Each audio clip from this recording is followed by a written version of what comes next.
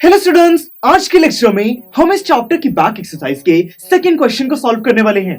दोस्तों देखिए, ये जो क्वेश्चन है इसके ये 5 पार्ट्स हैं। हमें सभी पार्ट्स को अराउंड 30 टू 40 वर्ड्स में इनका आंसर देना है।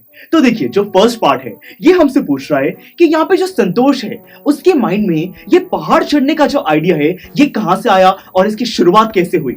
दोस्तों, हमने कहानी में देखा कि जो संतोष हैं वो जयपुर में जब महारानी कॉलेज में पढ़ा करती थी तब उनके कस्तूरबा हॉस्टल के सामने अरावली हिल्स थी। वहां पे उन्होंने देखा कि कुछ माउंटेन क्लाइंब करने वाले लोग हैं जो कि पहाड़ को चढ़ते हैं फिर गायब हो जाते हैं। तो इसी एक्साइटमेंट में, ये सोच में कि वो कहां चले जाते हैं, एक दिन संतोष ने वो पहाड़ खुद चढ़ा और वहां पे उनको कुछ माउंटेनियर्स मिले जिन्होंने संतोष को एनकरेज किया कि वो माउंटेन क्लाइंबिंग को एक करियर ऑप्शन की तरह बना सकते हैं, उसको मोटिवेट किया। अब देखिए दोस्तों, ये जो सेकंड पार्ट है ये पूछ रहा है कि एवरेस्ट की जो एक्सपीडिशन थी, एवरेस्ट की जो चढ़ाई थी, उस प्रोसेस में ऐसे कौन कौन से इंसिडेंट्स हैं जिससे पता चलता है कि जो संतोष है वो अपने टीममेट्स के लिए बहुत ज्यादा कंसर्न थी।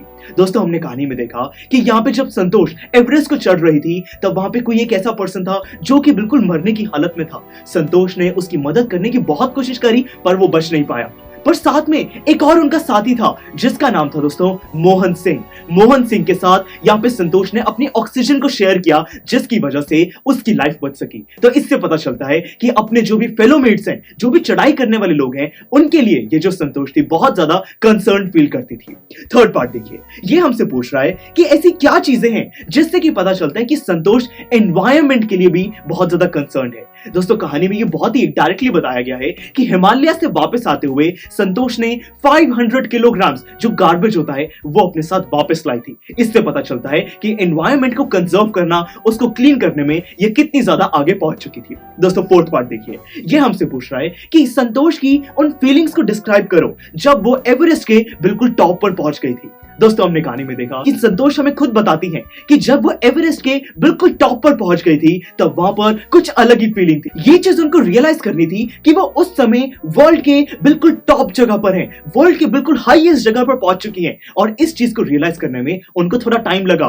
फिर उन्होंने अपने बैग से इंडियन फ्लैग निकाला और उसको वहां पर लहराया। दोस्तों, तब उन्होंने एक इंडियन होने का बहुत ज्यादा प्राउड फील किया और उन्होंने हमें चैप्टर में यह तक बताया है कि उस फीलिंग को वर्ड्स में डिस्क्राइब भी नहीं किया जा सकता कि कैसे वो अपने देश के लिए इतनी ज्यादा वो प्यार की भावना उनके अंदर आ चुकी थी। देखिए दोस्तों, अब ये लास्ट पार्ट हमसे पूछ रहा है कि यहाँ पे जो संतोष है जब वो एवरेस्ट पर गई तब दोस्तों रिकॉर्ड बुक्स में उनका नाम कैसे लिखा गया।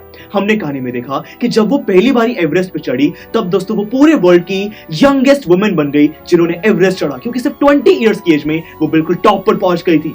और दोस्तों, साथ में जब वो सेकंड टाइम चढ़ी तब वो वर्ल्ड की अकेली ऐसी वुमेन बनी जिन्होंने माउंट एवरेस्ट को अपनी लाइफ में 2 बार चढ़ा। दोस्तों, बहुत ही इंटरेस्टिंग हमारा ये प्रोसेस था। हमने इसको बहुत ही इजीली चैप्टर में स्टडी किया और देखिए ये सेकंड क्वेश्चन भी हमारा सॉल्व हो गया। मैं आपको रिकमेंड करता हूं कि इसका रिटन सॉल्यूशन आप जरूर विजिट कीजिएगा। आपको पता लग जाएगा कि ऐसे क्वेश्चन को स्ट्रक्चर करने का बेस्ट तरीका क्या है। चलिए मिलते हैं अगले लेक्चर में जिसके अंदर इसी चैप्टर की बैक एक्सरसाइज के हम थर्ड क्वेश्चन को सॉल्व करेंगे। See you in the next lecture. Students, I am sure आपको ये वीडियो बहुत पसंद आया होगा। तो इसी तरह से इंटरेस्टिंग तरीके से अगर आप सारे कॉन्सेप्ट्स, थ्योरीज, डिफरेंट चैप्टर समझना चाहते हैं तो डाउनलोड करिए PUSTAC ऐप, क्योंकि इस ऐप पर आपको बहुत कुछ मिलेगा। सैम्पल पेपर्स हो, टिप वीडियोस हो, different lectures, back exercise solutions, बहुत कुछ। So what are you waiting for? Download PUSTAC app.